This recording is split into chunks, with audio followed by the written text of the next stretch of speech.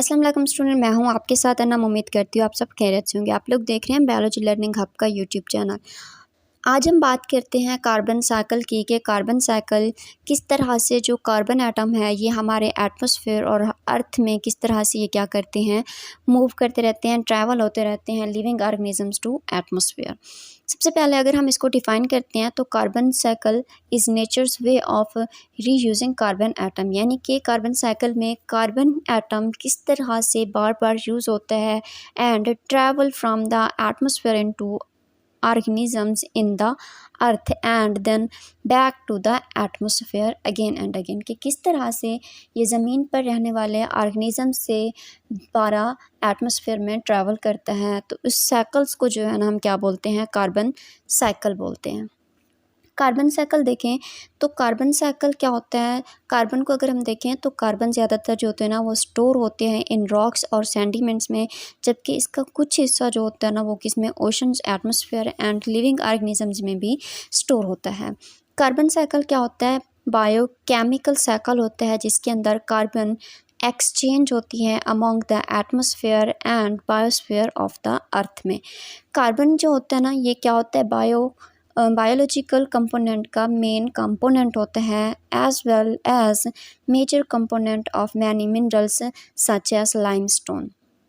Carbon cycle को देखें तो कार्बन साइकिल में कुछ जो होते हैं ना क्या पाए जाते हैं, हमारे पास स्टेप पाए जाते हैं जिसको हम जो है ना वन बाय वन डिस्कस करते हैं। सबसे पहले देखें तो कार्बन जो होते हैं ना कार्बन साइकिल में कार्बन डाइऑक्साइड की फॉर्म में एटमॉस्फेयर में पाई जाती है। एटमॉस्फेयर से जो कार्बन डाइऑक्साइड होती है वो कहाँ पर आती है, प्लांट उसको अब्जॉर्ब करते हैं, किसके लिए, फोटोसिंथेसिस के लिए, यानी कि प्लांट अपनी खुराक फोटोसिंथेसिस से बनाते हैं। और फोटोसिंथेसिस के प्रोसेस में क्या होती है, सनलाइट और कार्बन डाइऑक्साइड जो होते हैं ना मेजर कंपोनेंट होते हैं, और ये क्या बनाते हैं, शुगर मॉलिक्यूल और ऑक्सीजन बनाते हैं। Sugar molecules plant as a food use करते हैं, जबकि ऑक्सीजन जो होते हैं ना वो क्या करते हैं, लिविंग ऑर्गेनिजम्स रेस्पिरेशन के लिए यूज़ करते हैं। सेकंड स्टेप देखें तो सेकंड स्टेप में क्या होता है कि जब ये प्लांट क्या करते हैं, कंज्यूम्ड होते हैं by animals and carbon gets bioaccumulated into their body. तो ये जब प्लांट कंज्यूम होते हैं, एनिमल्स के इनको कंज्यूम करते हैं, तो एनिमल्स की बॉडी में क्या होते हैं, कार्बन जो होते हैं ना वो अक्यूमुलेट यानी कि जमा हो जाती है।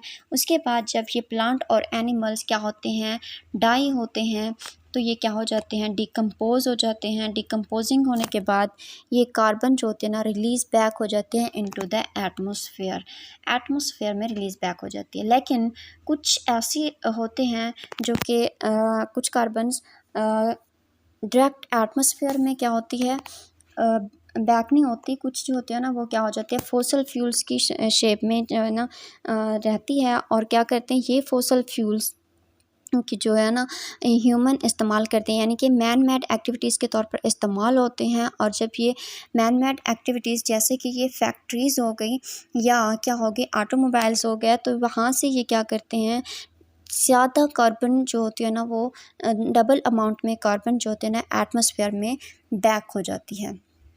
इसके बाद देखें तो क्या था, ये हमारा जो स्टेप था, स्टेप बाय स्टेप कि किस तरह से कार्बन एटम जो होता है ना कार्बन मूव करते हैं इन्वायरमेंट में, और ये जो स्टेप होते हैं इन्वॉल्व होते हैं कार्बन साइकिल में।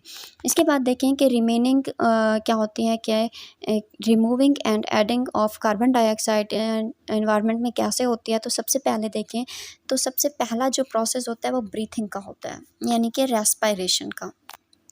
रेस्पिरेशन में देखें क्या करते हैं कि अगर हम ह्यूमन की या एनिमल्स की बात करें तो वो क्या करते हैं, कार्बन डाइऑक्साइड वो तब इनहेल करते हैं, एक्सहेल करते हैं जब वो ऑक्सीजन को इनहेल करते हैं, यानी कि प्लांट जब ऑक्सीजन एक्सहेल करते हैं तो वही ऑक्सीजन एनिमल्स इनहेल करते हैं और कार्बन डाइऑक्साइड वो इन्वायरमेंट में एक्सहेल कर देते हैं।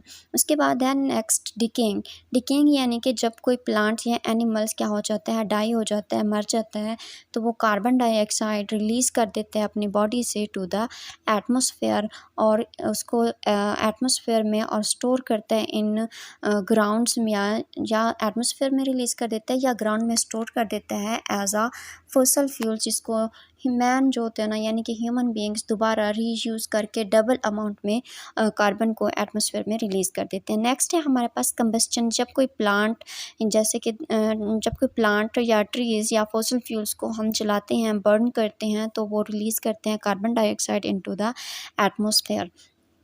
तो किस तरह से नेचर्स जो है हमारे नेचर्स के में कार्बन डाइऑक्साइड ने हमारे नेचर को या हमारे इन्वायरमेंट को क्या किया हुआ है, मेंटेन किया हुआ है।